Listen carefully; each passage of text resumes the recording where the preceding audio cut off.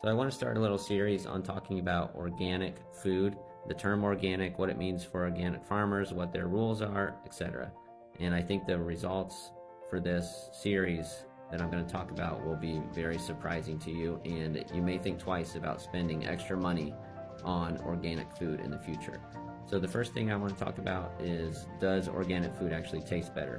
So if this apple was grown organically or not organically, would you be able to tell the difference in the taste? And there have been a lot of studies out there that you can find online of taste tests, and it turns out that the results are very inconsistent. There's no consistency of what people can tell between organic food and inorganic food.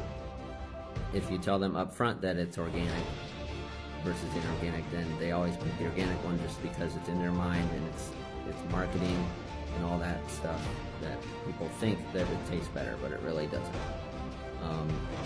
So follow along for more parts of this series, and I will be talking about the use of synthetic fertilizers, pesticides, and nutritional value of organic food versus inorganic food, and the results in what I'm about to share may be surprising. Thanks.